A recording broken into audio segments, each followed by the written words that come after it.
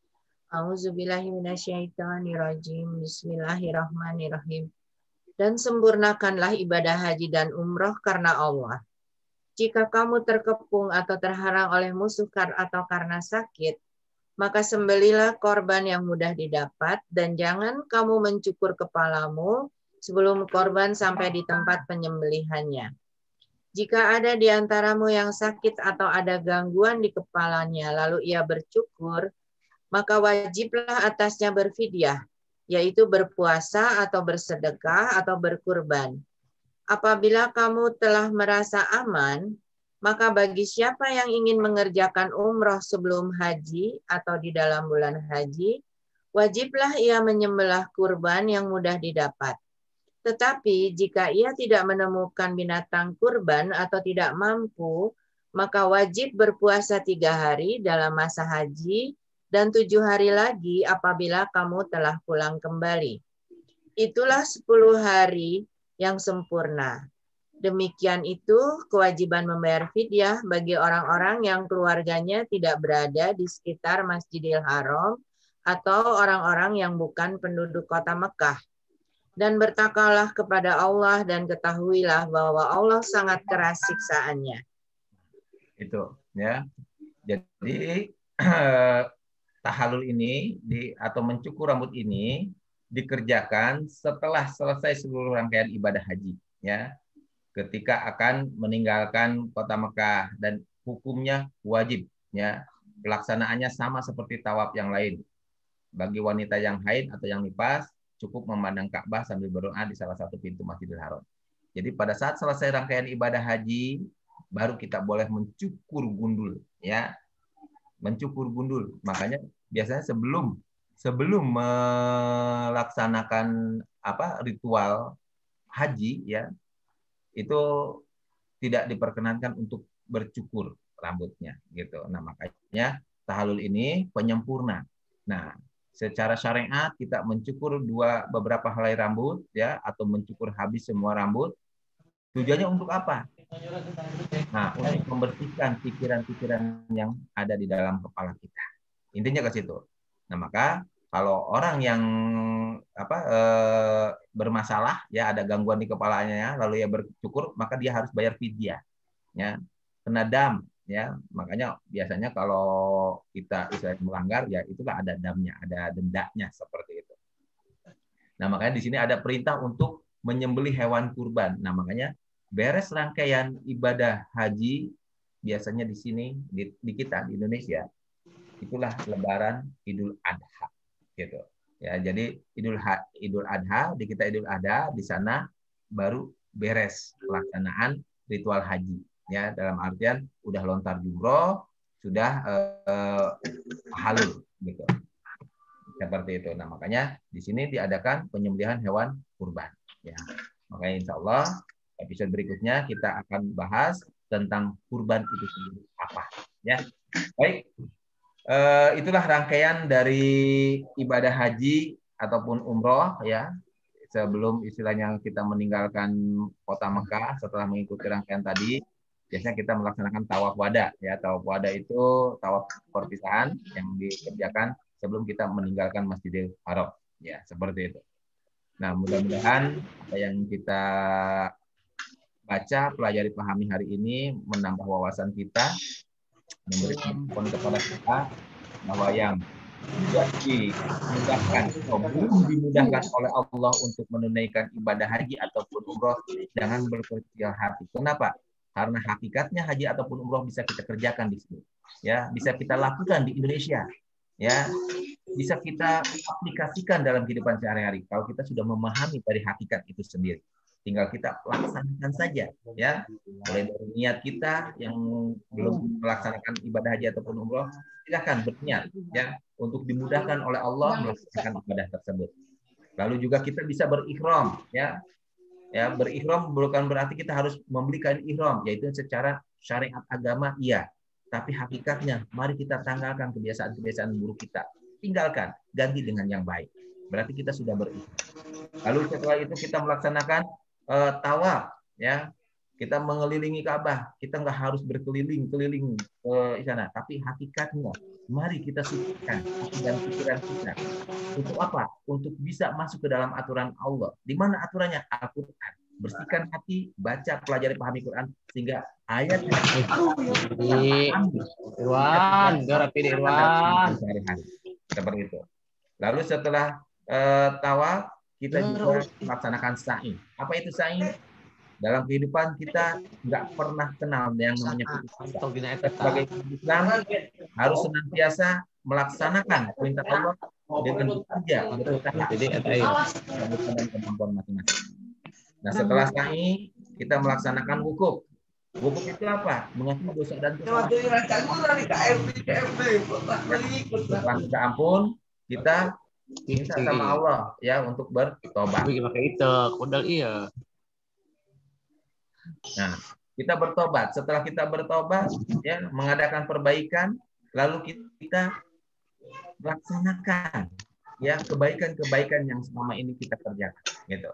Jadi itulah rangkaian. Setelah hukum, gitu kan, baru kita nanti buang sifat-sifat iblis setan yang ada di hati dan pikiran kita, terutama sifat sombong, sifat takabur, ya, yang merasa diri yang paling baik dan benar, dan beberapa sifat berikut yang tadi sudah dijelaskan. Nah, setelah sifat-sifat itu kita buang, kita bersihkan pikiran-pikiran kita, sehingga pulang nanti dari Mekah sudah membawa pikiran-pikiran yang bersih, yang jernih, yang ke depan lebih baik. Jadi berpikir ke depan, visi misi ke depan lebih baik, ya, sehingga kita bisa membawa diri kita, keluarga kita, bangsa kita kepada hal-hal yang baik seperti itu.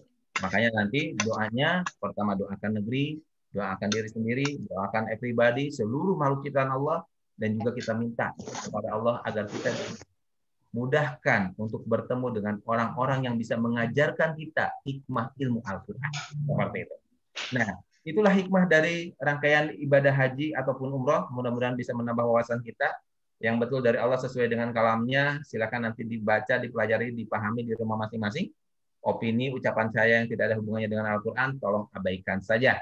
Dari saya cukup sekian. Ya, saya tutup. Billahi taufiq wal hidayah. Wassalamualaikum warahmatullahi wabarakatuh. Waalaikumsalam warahmatullahi wabarakatuh. Pamit Ibu-ibu, semoga semua sehat. Sampai jumpa lagi minggu depan. Amin. Assalamualaikum warahmatullahi wabarakatuh. Waalaikumsalam warahmatullahi wabarakatuh. Minggu depan, punten ya, Ibu, untuk minggu depan nanti kita lihat kemudahannya, karena insya Allah saya hari Kamis berangkat ke Sulawesi. Oh iya, Pak Ustadz mau keluar kota ya? Ya, hari Kamis saya mau berangkat ke Sulawesi. Kebetulan ada training of trainer untuk para ustadz kiai se-Kabupaten Luwu Timur. Ya, jadi saya diundang untuk memberikan training of trainer untuk para ustadz, para ustazah, para kiai di Luwu Timur. Ya, mohon doanya, mudah-mudahan dimudahkan nanti dalam perjalanannya, lalu juga dimudahkan dalam menyampaikan materinya. Ya. Amin. Amin ya Rabbal Alamin. Semoga selamat di jalan pergi dan pulang ya Pak Ustadz. Ya, pada kemudahan hari Sabtu kita bisa Zoom ya. Kalau tidak ada kemudahan nanti dikabarin lagi ya. Karena saya juga belum tahu. Soalnya saya berangkat hari Kamis, acaranya Jumat, Sabtu, Minggu 3 hari saya di sana.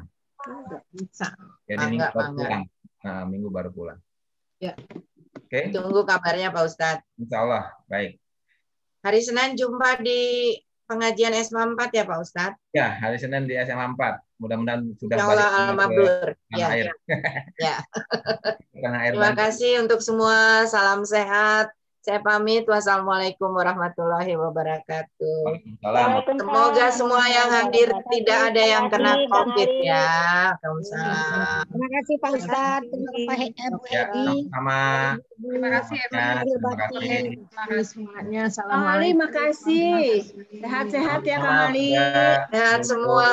Semua sehat. Jangan ada yang kena COVID. Insya Allah. Amin, amin, Amin amin. ya Rabbal Alamin. Prokesnya dikerjakan ya Bu ya. 6M ya, sekarang bukan 3M, bukan 5M, tapi 6M. Itulah. 6M sekarang. 6M sekarang ya. Memiliki, membaca, mempelajari, memahami, melaksanakan. Apa itu? Protokol kesehatan. Gitu. Enggak. Jadi memiliki maskernya harus punya, gitu kan? Nah, mempelajari kita harus tahu bahwa COVID ini seperti ini, gitu kan? Nah, lalu memahaminya, lalu melaksanakannya, gitu. Jadi jangan sampai selama ini kita ya tadi itu bilang nggak percaya emang ada COVID itu. Jangan sampai istilahnya kita menantang. Nah, gitu kan? Semua ini udah kehendak Allah, ya. Nah, kita hanya bisa doakan mudah-mudahan ya terutama buat Bu Epi ya, Bu Epi lagi kurang enak badan. Semoga cepat sembuh dan semua yang sekarang sedang dirawat di rumah sakit semoga cepat sembuh.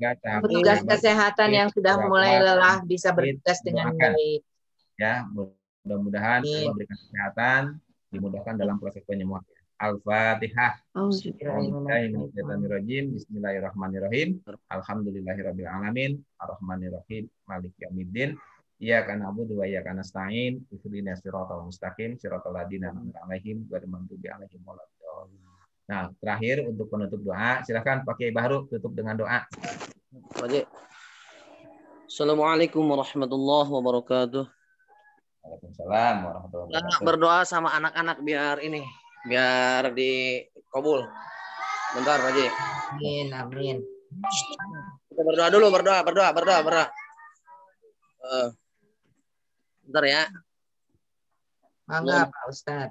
Muhammadin fil awwalina wal akhirin wa barik wa salim. Wa radhiyallahu ta'ala an ashabi sayyidina Rasulillah ajma'in.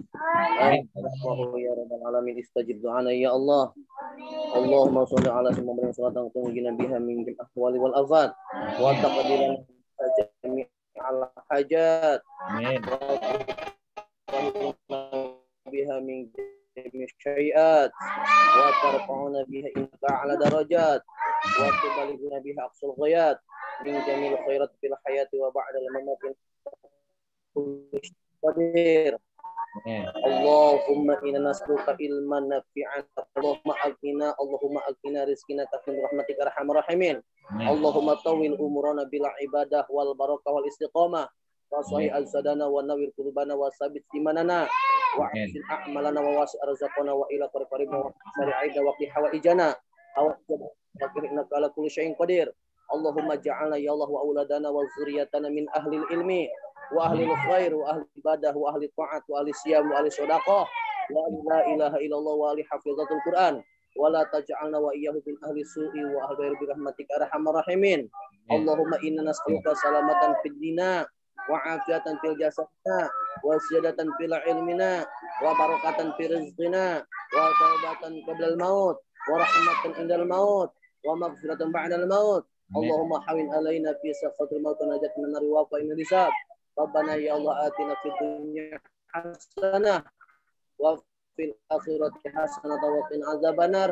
Bika subhanaka rabbika izzati amma yasifun wa salamun 'alal mursalin walhamdulillahi rabbil alamin. Terima kasih. Terima kasih Pak Ustaz Bahrudin yang telah menutup acara kita dengan doa. Mudah-mudahan apa yang menjadi hajat kita semuanya dikabul oleh Allah, dan kita berharap semua dalam keadaan sehat walafiat, dimudahkan urusannya, diberikan selalu kesehatan, keselamatan, kesejahteraan, kebahagiaan, dan limpahan rezeki yang banyak dan halal. Amin amin ya Allah ya rabbal alamin. Terima kasih dari kami, cukup sekian. Ya, sekali lagi mohon maaf lahir batin. Assalamualaikum warahmatullahi wabarakatuh. Waalaikumsalam warahmatullahi wabarakatuh. Sekarang bebas. Terima kasih Pak Ali, terima kasih.